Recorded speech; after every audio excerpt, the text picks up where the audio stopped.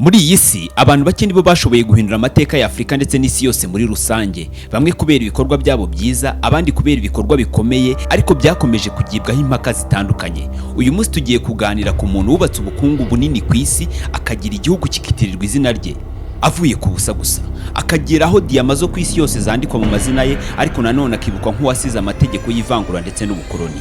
Mu mateka ya Afrika hari izina rihora rishyamirana hagati y'ubwamamare ndetse n'amakimbirane. Izina ry'umugabo wahindutse umwe mu bakire bakomeye ku isi, ariko nanone akavuga nk'umwe mu bashyizeho politike zishingiye ku ivangura ndetse n'ubukoloni. Uyu mugabo nta wundi yitwa Cecil John Rhodes. Uyu munsi tugiye kurebera hamwe urugendo rw'uyu Cecil John Rhodes kuva mu bwana bwe, indwara zamugoye, uko yageze ku bucuruzi bwa diyama kugeza aho isoko rya diyama ku isi yose aryiharira, ndetse nanone akaba yaragize uruhare mu bukoloni bukomeye bwabaye muri Afrika, cyane cyane hariya mu gihugu cya Afrika y'Epfo.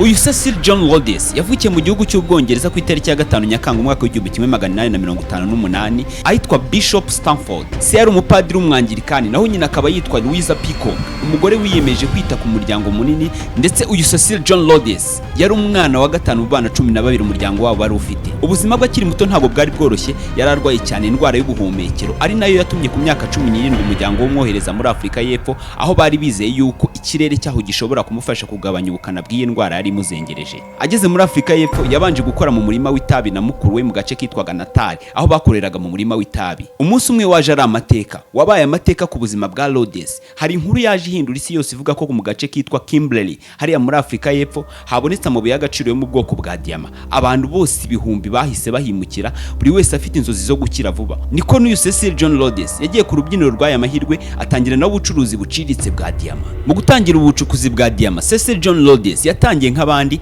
atangirira ahantu haciriritse ndetse atangira ku rwego ruri hasi cyane nk'umwimukira wari uje mu gihugu atamenyereye. Ariko ntabwo yabonaga ko agomba kuguma aho ngaho, kuko yari afite inzozi zikomeye cyane. Mu busanzwe aka gace ka Kimberley kari kihariwe n'abagabo bakomeye cyane, bari barahaguze umusozi wose, noneho bakajya bagenda bakatira abantu bagiye batandukanye, bakabakatira uduce duto duto bitewe n'ubushobozi bw'umuntu. Ariko kuri Cecil John Rhodes ntabwo ibi ngibi yabifataga nk'inzozi ze. Yagize ishyaka avuga ko uko byagenda kose agomba kuziharira kano gace ka Kimberley, kakaba ke agategeka ubucukuzi bwa diyama ahangaha hose.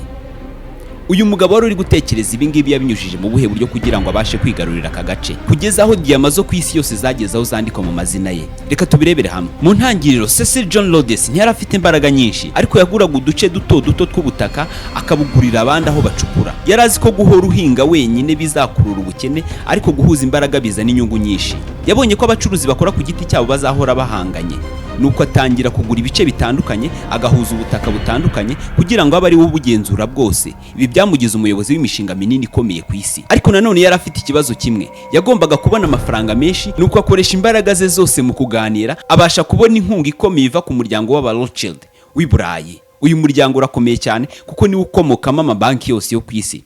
Ubu bufatanye bwamuhaye ubushobozi bwo kugura imishinga minini, bituma ahinduka umuyobozi ukomeye cyane w'isoko rya diyama ku isi.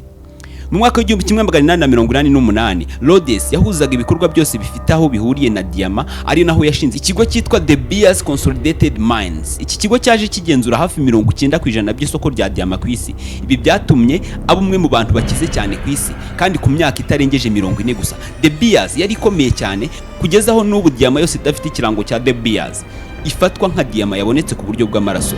Ubu bukire bwa Rhodes bwamuhaye imbaraga zikomeye za politiki, aho mu mwaka w'1881 yinjiye muri parlement ya Cape Colony. Hanyuma mu mwaka w'1890 agirwa minisitiri w'intebe wa Afrika y'Epfo. Yari afite inzozi zikomeye, amaze kubona ko abanyafrika babayeho nabi, yaje kwifuza ko Ubwongereza bwaza muri Afrika bukazana ubuzima bwiza buvuye i Burayi. Nyuma gato Ubwongereza bwigaruriye Afrika kuva i Cape Town muri Afrika y'Epfo kugeza i Cairo hariya mu Misiri. Yashishikarije ishingwa rya British South African Company, ari nayo yaje gushinga igihugu gikomeye cyane cyitiriwe izina rye. Icyo gihugu cyitwaga Rhodesia, nyuma kikaba cyaraje kugabanywamo ibihugu bibiri, ari byo Zambia na Zimbabwe tuzi ubu ngubu.